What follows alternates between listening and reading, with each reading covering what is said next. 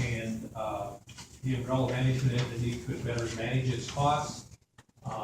It would eliminate some redundancy and improve the resilience and reliability of governmental services, reduce costs of the fiber maintenance. Anytime that you put something in the ground, you become subject to Dakota state law, which means that we go all over the county locating our fiber optics anytime someone wants to stick a shovel in the ground. If we can do that cooperatively, we think that that would drive the cost out.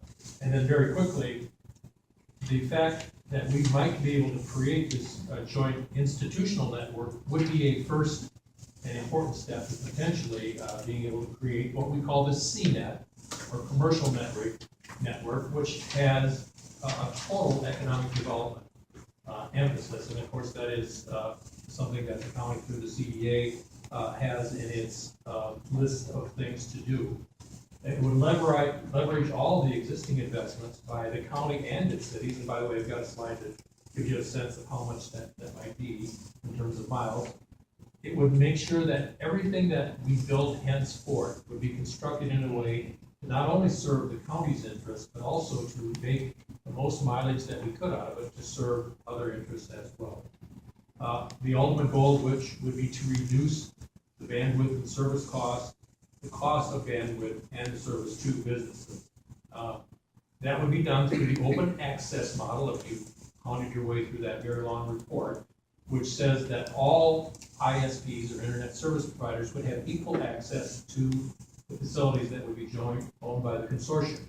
And we dream and hope and believe that that would bring in multiple companies, even besides our incumbents, and the incumbents too, to use these facilities, the overall effect of which would be a cheaper and better service for our businesses. And along the way, we think we might be able to actually realize some revenue to help pay back some of what we've already spent out of the system.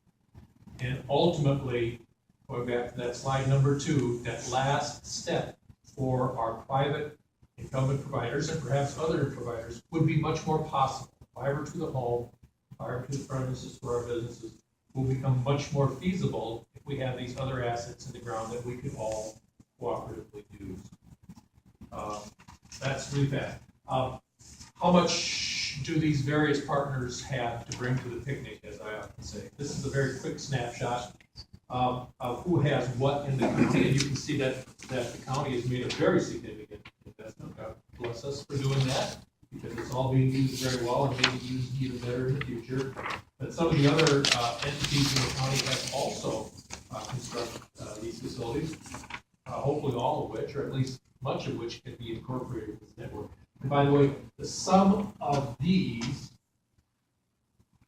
is about 90 miles. So you can see that when you join with the other political subdivisions, there's a real synergy here. So all in all, we think that it would be over 200 miles. The study. Excuse me, Mr. Eden, I just wanted to point out that the city of Burnsville is 27 square miles. So that's the entire city. Just two of you, Mr. The former city managers, there. Well, of course, Burnsville is always a square mile. I think that's linear What's miles. 27? Burnsville has 27 square miles, and it does own 27 square miles of fiber optic cable, which does provide a very good sized range in the city. Egan has also very aggressive. Well, Craig, are you saying that this 96 mile cable plus 122? It's approximately not these, other than the county, are about 90 miles. 90 plus 100. 90 plus 122. So in a perfect world of that, I just added up, and I was wondering if the Dakota County was the grand total of the city, No. but it's in addition. We as the county government alone have constructed 120 miles. So when you join all those together, there's really a significant city. The study that you've all seen at Boredom has suggested that an INET, an amalgamated INET and CNET is worth thinking about. Can we do that? Do we have the authority to do that? I think Director Alford and Matt, I think, are going to comment a little bit about what we are empowered to do. It might be Economic development issues that are collaborative in nature and help with all our city's economic development goals. So a lot of our involvement here to date has been providing the financial resources to do studies and pay to look at all these issues to bring us to where we are today. We are looking at also legally whether we can be part of the joint powers ourselves, and also what kind of financing authority we have as the CDA to help our cities with expansion if they don't have capital up front to pay for some of this. So those are all things that we think make sense in addition to our own institutions, our buildings and so forth, that would definitely benefit in the area of facility management. And on the county side, man. On the county side, we don't have development authority, because you see the county has assets included in the CIP, additional significant investment. And frankly, as you heard in the earlier presentation, we're challenged by ourselves to successfully deliver the really high vision. And we put in 31 miles last year. That's not what the county's for. And I believe these are the next steps that the study and we did have a meeting just last Friday with all the city managers and county managers to talk about moving forward. And this is kind of the where we're at, where we just talk about a draft framework, kind of that we'd be going to the mayor managers meeting to update them, and then possibly a broader update of all more elected officials in Dakota County.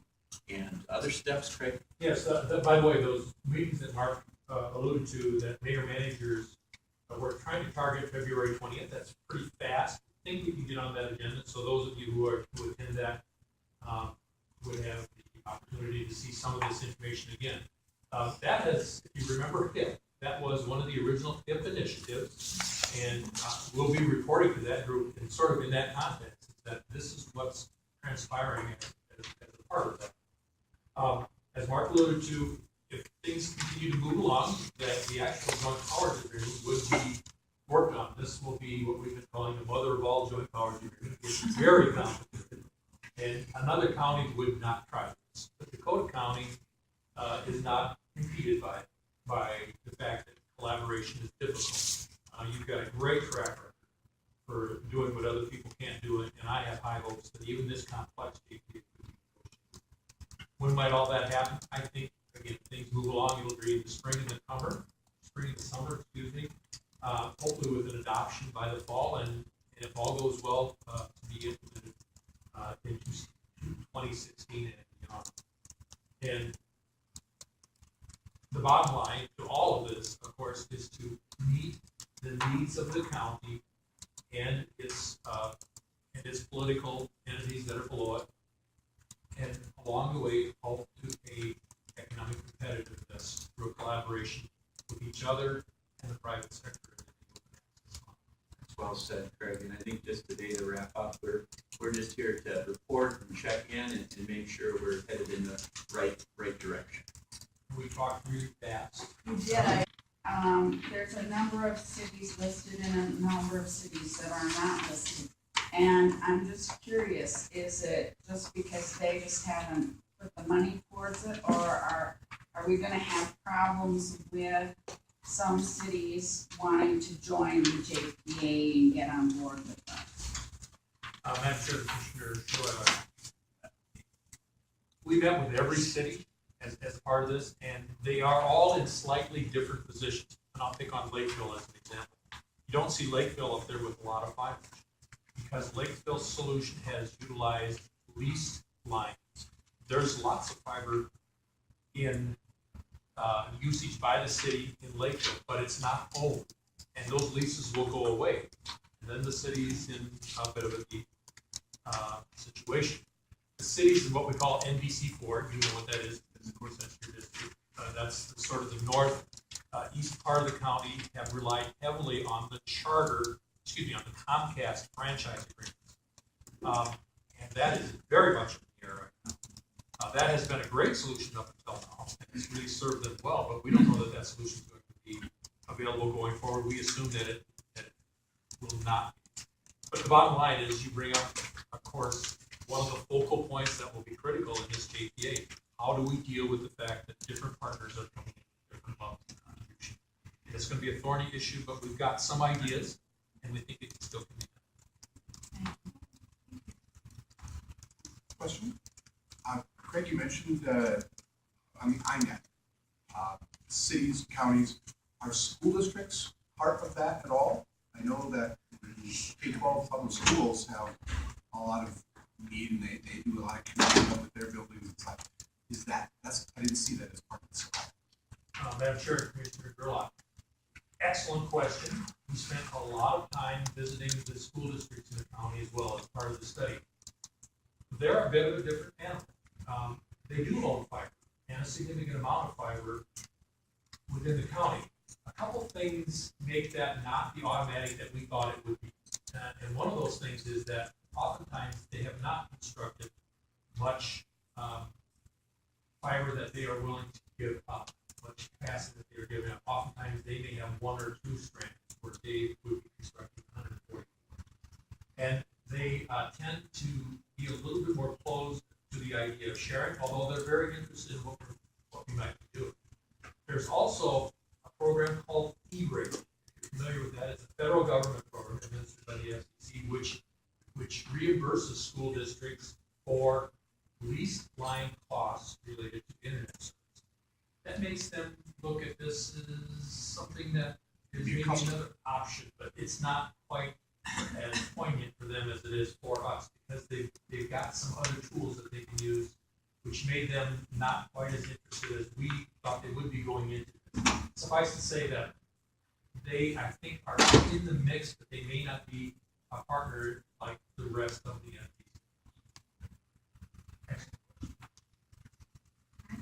Thank you very much. Thanks so much for your time. The strand, we would, I'll read